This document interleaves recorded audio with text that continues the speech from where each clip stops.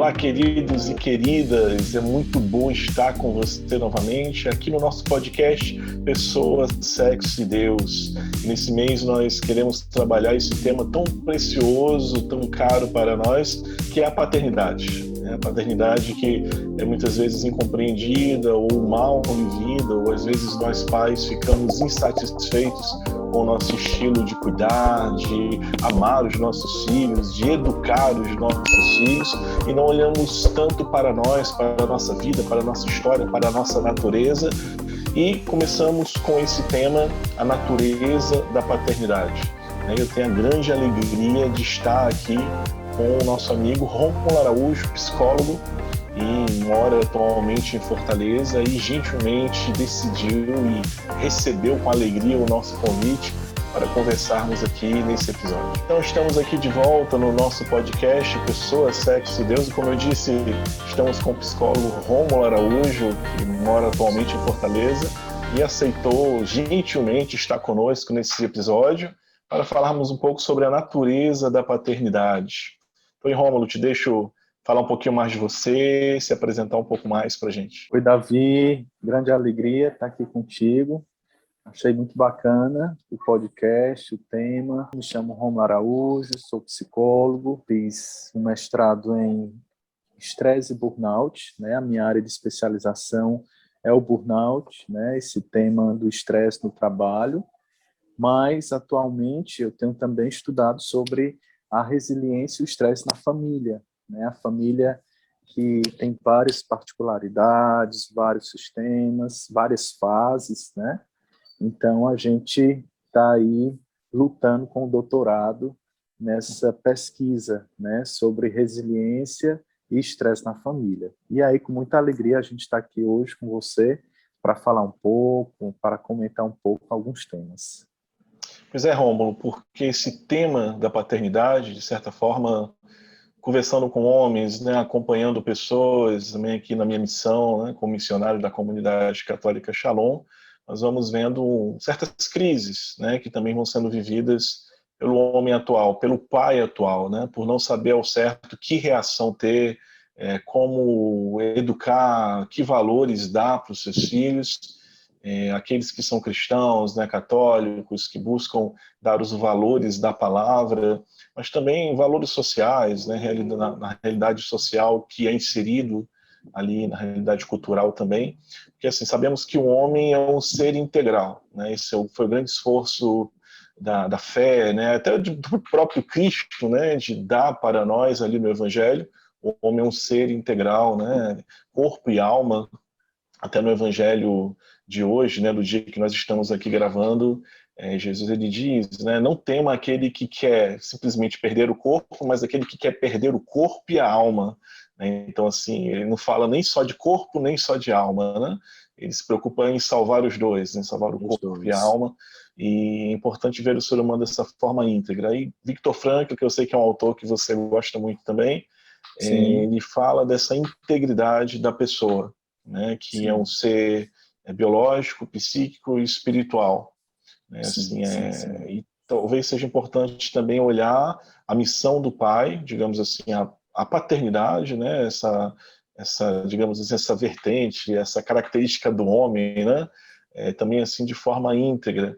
Como é que você percebe esse olhar sobre o pai hoje, se vê somente digamos assim, compromissos e responsabilidades, ou se percebe também esse lado natural que o homem traz para dentro da paternidade? Como tu falaste, realmente hoje a gente vive uma certa crise na paternidade, né? Assim, uma certa crise na missão, né, da mãe, do pai. Eu acho que do pai, de uma maneira muito forte, porque a sociedade ela tem realmente mudado, né?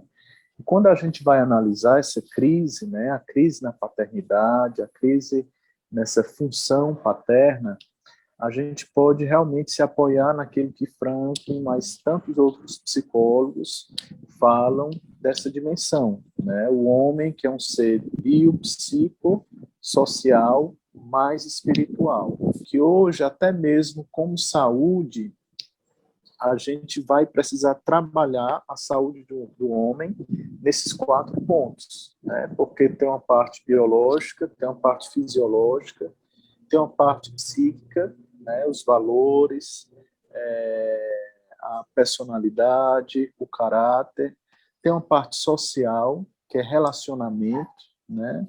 Relacionamento na sociedade, relacionamento com o outro. E aí o que acontece hoje?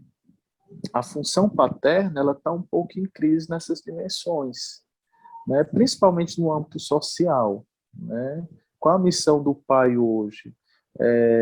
Como o pai ele se apresenta para o filho de hoje, para o filho que é criança, para o filho que é adolescente, para o filho que está se tornando jovem, né? O papel do protagonismo do homem na sociedade de hoje, o papel do ser protetor, né? Na sociedade de hoje. Então, realmente, quando a gente começa a analisar essa terceira dimensão do social, a gente vai encontrar várias deficiências, né? Vários déficits na função paterna, né? E hoje a gente já tem toda essa crise econômica, a gente teve uma mudança muito grande, a mulher que começa a trabalhar, a mulher que começa a ser protagonista. Eu acho que isso não deve jamais nos colocar numa posição de defesa enquanto homens, né? Porque é legal também o protagonismo da mulher, tudo que ela vai descobrindo, tudo que ela vai vivendo, mas eu acho que isso não precisa gerar uma crise na complementariedade e na função paterna, né? Isso não precisa gerar uma crise, isso não precisa gerar uma defesa no homem, isso não precisa gerar um apagamento na missão do homem enquanto sociedade, né? Que é a grande crise. E é tão interessante também porque os 4 fatores eles estão interligados, né? Então, digamos assim, se a nível de sociedade, de relacionamento, de missão enquanto sociedade, a minha paternidade ela está em crise, ela está em deficiência, o meu psicológico também ele vai estar deficiente, né? O meu psicológico, a minha parte de psique, de caráter, de personalidade, de valores, ela também vai estar deficiente. E se o meu psique ele está deficiente, o meu biológico ele também vai adoecer, né? Porque são tipo assim vasos comunicantes, né? Então o bio vai para o psico vai para o social vai pegar força no transcendental, no espiritual. É interessante porque olhando para a natureza simplesmente, né, e pegando isso que você disse, né, essa transcendência, eu sei que o Viktor Frankl, antes de falar dessa grande transcendência, por exemplo, no sentido espiritual, para aquele que tem a fé, transcender a Deus, né, ele fala também dessa transcendência para o outro, né, transcender, ou seja, sair de mim para ir ao outro, né? Para ir ao outro, sei lá, aquele que é próximo a mim, mas também aquele que eu não conheço muito bem, né? Enfim, ir ao outro ser humano, né? Ser capaz de olhar para o outro. E interessante porque a própria natureza revela essa comunhão dos sexos, né? Do homem e da mulher, essa necessidade um do outro, até mesmo para gerar a vida.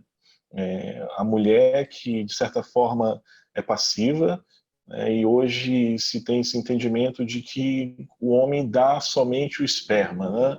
Ele dá ali o esperma, que pode ser até congelado, e você pode comprar no banco de esperma, e tranquilamente qualquer mulher pode ser mãe, né? Sem ter uma relação com o pai ali da sua criança, né? Daquela criança que está sendo gerada.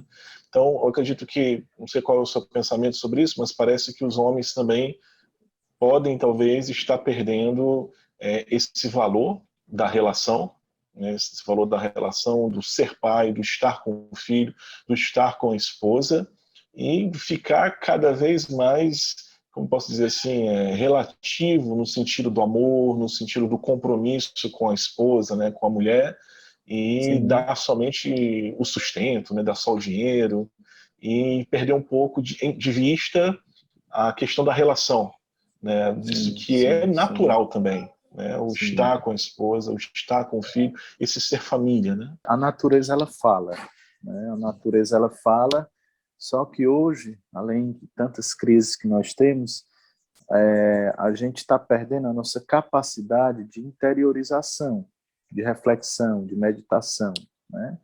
Porque se a gente para pensar na natureza, né, o óvulo que é ali estático, o espermatozoide que vem até o óvulo, que fecunda o óvulo, né, e a partir dessa primeira fecundação ali já se tem um ser, né, já se tem um novo DNA, já se tem uma nova criatura, né, desde esse primes, né, e é muito interessante quando a gente para refletir, meditar sobre esse movimento, que é o natural, que é a natureza, né? Eu atendo muitos pacientes, sabe? E realmente, assim, a primeira infância, ela é alvo de muitas crises, né?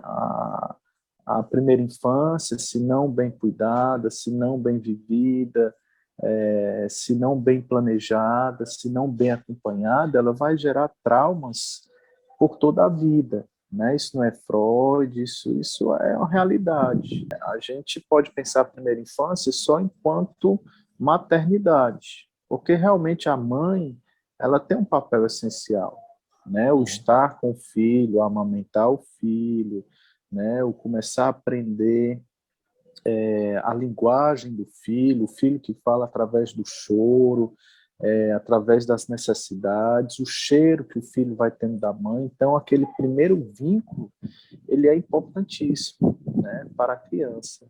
Só que o que acontece? A criança ela não pode só parar nesse primeiro vínculo, né? Mais tarde ela vai precisar do quê? Do vínculo com o pai.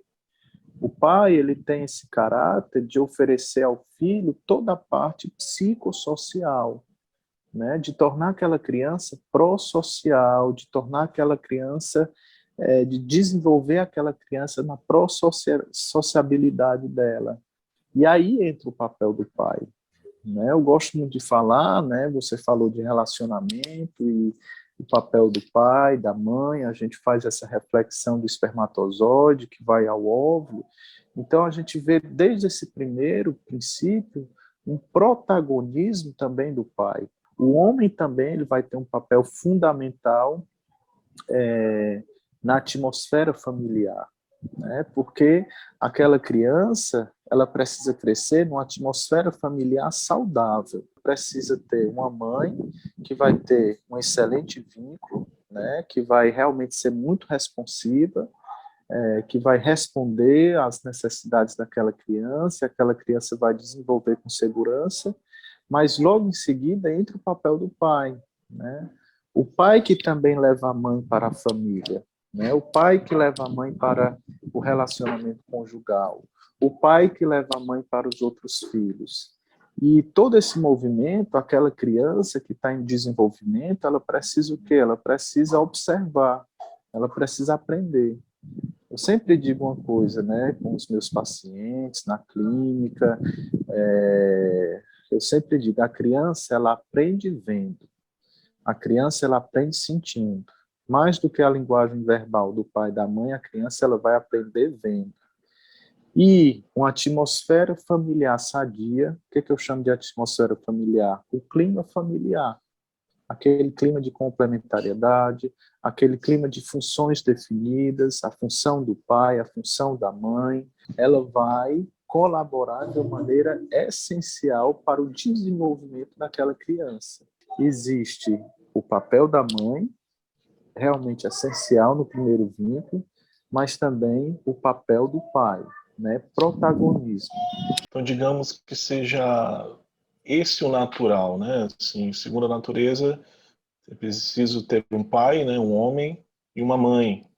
Sim. Qual seria o perigo para você, assim, como psicólogo, da ausência, por exemplo, né, do homem, né, do pai, da presença do pai ali nessa primeira infância, né, ali também na adolescência, daquele filho, daquela filha? Posso dizer assim, isso pode tirar um lado importante da natureza para essa criança, no sentido de ver a complementariedade, como você dizia, né, entre o pai e a mãe, os conflitos, a reconciliação também vivida, a postura de um, a postura do outro, né? Porque hoje nós vemos que tanto por irresponsabilidade, muitos homens podem deixar, né, os seus filhos, mas também por um pensamento feminista, né, por ideologias, onde o homem ele é, de certa forma, descartável para que a mulher possa mostrar a sua força, né, o seu empoderamento, digamos assim. Então o homem vai ficando cada vez mais, pode ficar cada vez mais de lado, né? Uma mulher pode assumir o papel de pai, e qual seria o perigo, né, de tirar o homem do seu lugar ou de dar ao homem essa postura muito passiva, né, perante ali os seus filhos, perante a família? Antes da gente começar a gravar aqui o nosso podcast, né, eu estava lendo um pouco sobre o desenvolvimento moral da criança, né? E o desenvolvimento moral ele vai depender muito dessa figura paterna, né? Porque a questão do limite, né, a questão da educação, né, a questão do não, a escola ela vai colaborar muito, né, mas o desenvolvimento moral, né, de realmente, digamos assim, eu não quero dizer aquele clima familiar autoritário, porque o autoritarismo ele vai produzir medo, pavor, insegurança, né, mas aquela atmosfera que existe uma certa ordem, né? Uma ordem de consciência, uma ordem daquilo que eu posso, do que eu não posso. E a figura paterna, ela tem uma função fundamental no desenvolvimento dessa dimensão moral da criança. Lógico, né? Eu não gosto aqui de colocar rótulos, porque a gente sabe, né, de mães solteiras, a gente sabe de famílias que às vezes o pai morre muito cedo, a criança fica sem um pai, né? Mas é importante ter o quê? Uma figura masculina, né? Às vezes tem casos, né, a criança perde o pai muito cedo, e aí tem um tio, tem um avô, porque o que que acontece? A criança ela vai aprender através dessa complementariedade entre o masculino e o feminino. Se existir só o feminino, vai sufocar. Se existir só o masculino, também vai ficar deficiente algo, né? Então, é importante a figura masculina, né, para que exista a complementariedade, né, para que exista, né, o próprio relacionamento e o relacionamento que é diversidade. A gente não pode achar que um relacionamento entre duas mulheres é igual a um relacionamento entre um homem e uma mulher, né? Porque o relacionamento entre um homem e uma mulher, entre dois sexos diferentes, vai existir uma complementariedade de temperamento, de personalidade, de visão de mundo, né? Isso tudo é químico, isso tudo é fisiológico, não é só uma coisa subjetiva, mas é química, é cérebro, né? E privar aquela criança dessa visão de complementariedade, com certeza é privar essa criança de um relacionamento, de um desenvolvimento são, de um desenvolvimento saudável. Aqui a gente vai caminhando para o fim do nosso podcast, desse episódio, mas o homem, pela sua natureza mesmo, tá brincando um pouco tempo aqui com a minha esposa, de que do nosso jeito prático de ser, né? A gente pega a criança, arruma ela de um jeito diferente, né? Uma forma diferente de dar banho, até um pouco coloca a criança em risco, né? E tira a criança um pouco ali dos braços da mãe, né? E também chama a atenção da mãe para o resto da família. Né? Você está aí, tem a outra, tem essa situação, tem essa outra situação. Ele vai tirando e trazendo a mãe de volta para a família. Assim, então, acho que é algo bem natural também, próprio do homem. Realmente a mulher, quando tem um filho, ela vive uma espécie de simbiose com o filho. E realmente é importante o papel do pai que diz, olha, tem mais filhos, né? Olha, eu também preciso de ti. Olha, a gente também tem a parte social do trabalho, né? Então, eu acho que vai ajudando a mulher a sair desse processo de simbiose, que é normal na maternidade. Tirá-la daquela simbiose, eu acho que também ele vai ter um papel fundamental na educação do filho, né? Quando ele vai exercer essa educação, né? De tirar do melhor do filho, o melhor talento, a melhor qualidade e deixar aquele filho crescer, né? Abrir o filho para o mundo, né? Uma visão mais pragmática do mundo, uma visão não super protetiva da mãe, que às vezes tem essa simbiose por muito tempo, mas uma visão mais crítica, uma visão mais aberta, e isso vai colaborando para esse conceito de educação, né? De desenvolvimento para o mundo, para o social, para o outro, para a sociedade, né? Rômulo, quero muito te agradecer, né, pela tua presença, pela tua disposição. Teríamos talvez muito mais pontos, né, a tratar aqui, mas a ideia é essa mesmo, né? A ideia é conversar aqui nesses 20 minutos para que tenhamos também mais interesse em buscar esse assunto e para que possamos ser iluminados naquilo que nós já tratamos aqui. Então, muito obrigado. Obrigado, Davi, também. Sempre uma alegria colaborar, participar, e é uma alegria a gente poder partilhar e conversar sobre esse tema tão necessário. Tá certo, Rômulo. Muito obrigado e obrigado a você que esteve aqui conosco nesse episódio. Não se esqueça de compartilhar e de reagir na plataforma onde você está para que esse episódio chegue a mais pessoas. E até o próximo episódio.